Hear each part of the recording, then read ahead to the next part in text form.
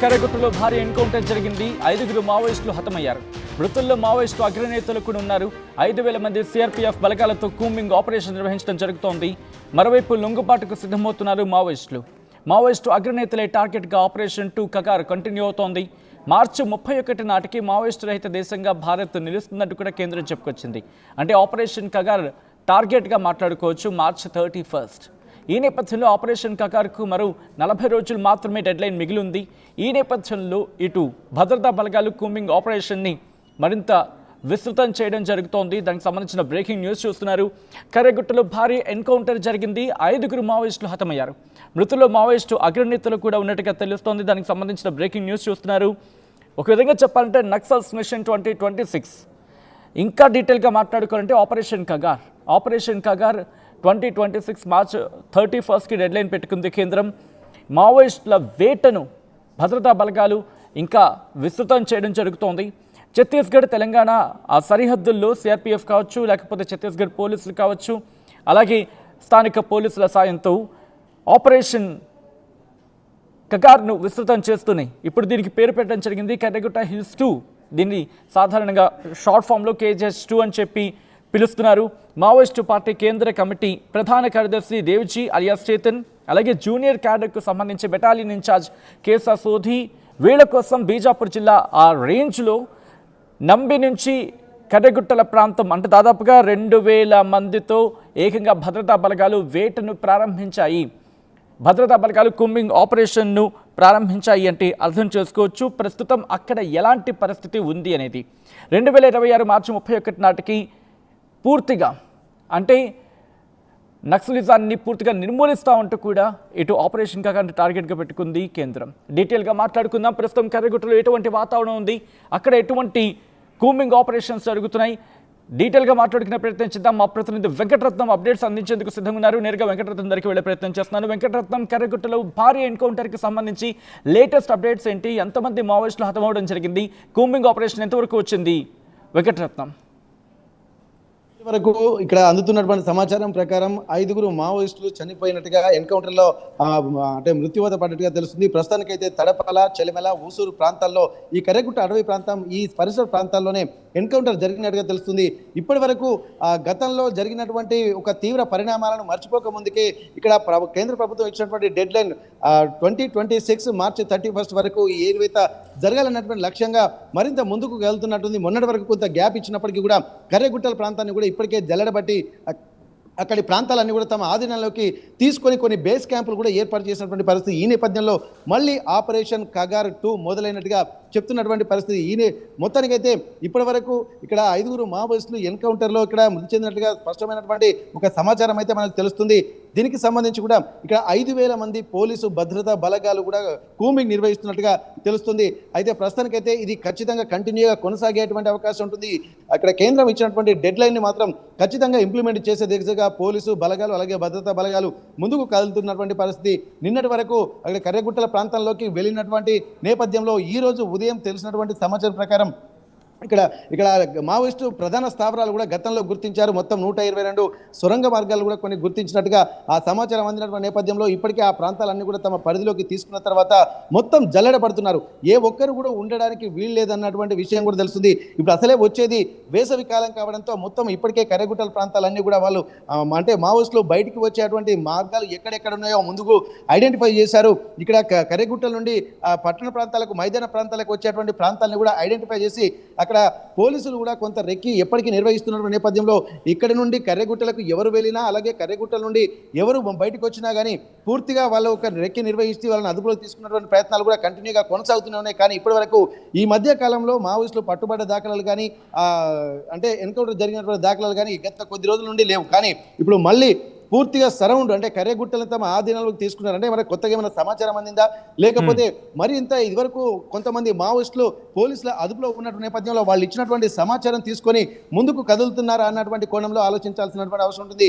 ఓవైపు అబుజ్మడ్ ప్రాంతాల్లో కూడా ఇప్పటికే ఒక బేస్ క్యాంప్ని ఏర్పాటు చేసినటువంటి నేపథ్యంలో కూడా 4000 చదరపు అడుగుల విస్తీర్ణంకి సంబంధించినటువంటి ఒక బేస్ క్యాంపులు కూడా ఏర్పాటు చేసినట్టుగా తెలుస్తుంది.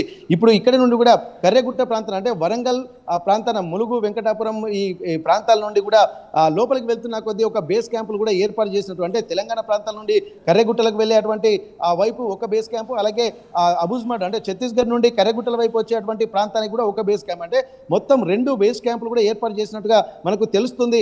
ఇప్పటివరకు ఆ బేస్ క్యాంపులకు కూడా అంటే కంటిన్యూగా ఆ ప్రాంతాలన్నీ కూడా తమ పరిధిలోకి తీసుకుంటూ ఇక్కడ ఉన్నటువంటి పరిసర ప్రాంతాల్లో కూడా ఏదైనా కార్యక్రమాలు చేయాలన్నా అంటే ఇక్కడ ప్రభుత్వానికి సంబంధించినటువంటి యాక్టివిటీస్ కానీ అలాగే రోడ్ల విస్తరణ కానీ ఇవన్నిటికీ కూడా ఒక ప్రణాళికలు జరుగుతున్నట్టుగా తెలుస్తుంది.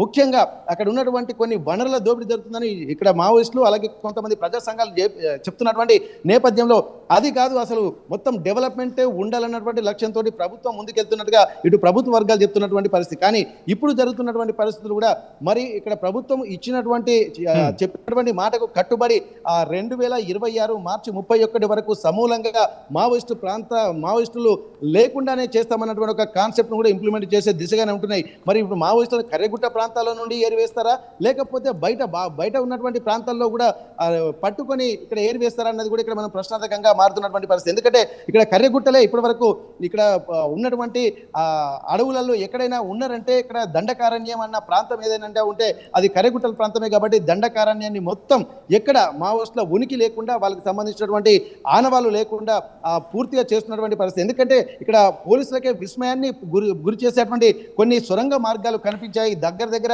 2000 మంది కూడా తలదాచుకునే విధంగా అలాగే 2-3 నెలలకు కావాల్సినటువంటి సరుకులు కూడా దాచుకునే విధంగా ఉండేటువంటి ఒక గొప్ప ప్రాంతాలని కూడా ఇక్కడ వాళ్ళు సెర్చ్ చేసుకున్నట్టుగా తెలుస్తుంది.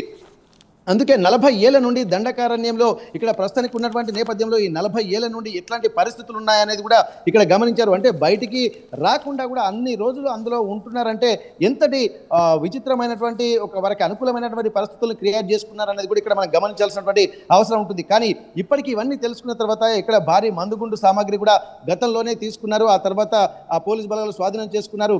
కొన్ని డంపులు కూడా స్వాధీనం చేసుకున్నటువంటి పరిస్థితి.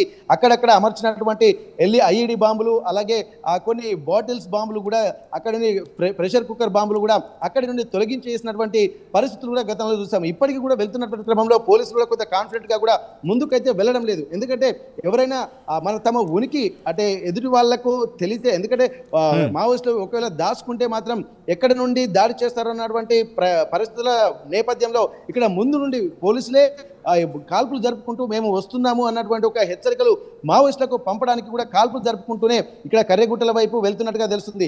దీన్ని బట్టి చూస్తే మరి లొంగిపోయినటువంటి మావోయిస్టులు కొంతమంది పోలీసుల అదుపులో ఉన్నటువంటి వాళ్ళు ఏమైనా సమాచారం ఇచ్చి ఇక్కడ పూర్తిగా అక్కడ ఉన్నటువంటి ప్రాంతాల్లో కూడా ఎక్కడెక్కడ వాళ్ళ ఆనవాళ్ళు ఉన్నాయో తెలుసుకోవడానికి ప్రయత్నిస్తున్నారు అన్నటువంటి ఒక అనుమానాలు కూడా కలుగుతున్నటువంటి పరిస్థితులు అయితే కనిపిస్తున్నాయి. మొత్తానికి ఈ రోజు ఎన్కౌంటర్ జరిగిందన్నటువంటి విషయం తెలిసిన తర్వాత 5 మావోయిస్టులు హతమయ్యారన్నటువంటి విషయాన్ని కూడా మళ్ళీ ఒక్కసారి కర్రెగుట్టల ఆపరేషన్ కగార్ 2గా ఇక్కడ దీన్ని నామకరణం చేసేటువంటి పరిస్థితి.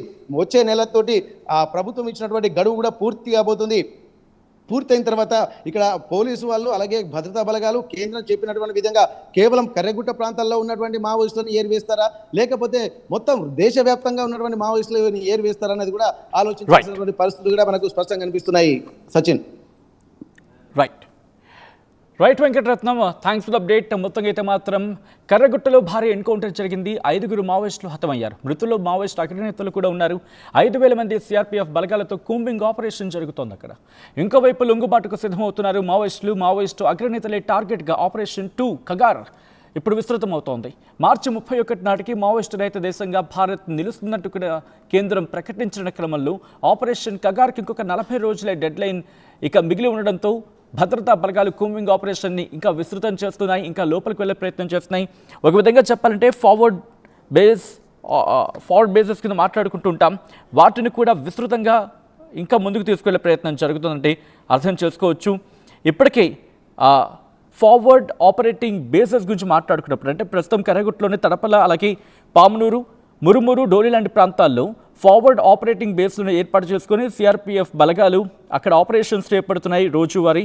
దాంతోపాటు తాజాగా చేపట్టిన ఇప్పుడు ఈ రీసెంట్ కేజీహెచ్2 దీని గురించి మాట్లాడుకునే క్రమంలో కేజీహెచ్2 అంటే కర్రెగుట్టలు హిల్స్ 2 దీని గురించి మాట్లాడుకున్న సందర్భంలో కేజీహెచ్2 సైతం అత్యంత వ్యూహాత్మకంగా చాలా ప్లాన్డ్గా ఆపరేషన్ చేయాలని చెప్పి భద్రతా బలగాలు భావిస్తున్నాయి. ఈ క్రమంలోనే కరకట్టలకు బోర్డర్స్గా ఉన్న ములుగు కావచ్చు, అలాగే భద్రాద్రి కొత్తగూడెం ఈ జిల్లాల పోలీసులు కూడా అక్కడ వాళ్ళకి సపోర్ట్ ఇస్తున్నారు, అప్రమత్తమయ్యారు, ఎక్కడికక్కడ తనిఖీలు చేపడుతున్నారు.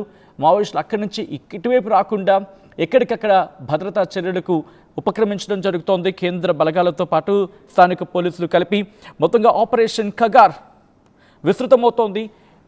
ఇప్పుడు మార్చ్ 31 డెడ్లైన్ ఉండడంతో కేంద్ర బలగాలు మరి ముఖ్యంగా భద్రతా బలగాలు ఆపరేషన్ని మరింత విస్తృతం చేశాయి. అసలైన తొలి వెలుగు. ఫాలో వాట్సాప్ @తొలి వెలుగు అఫీషియల్.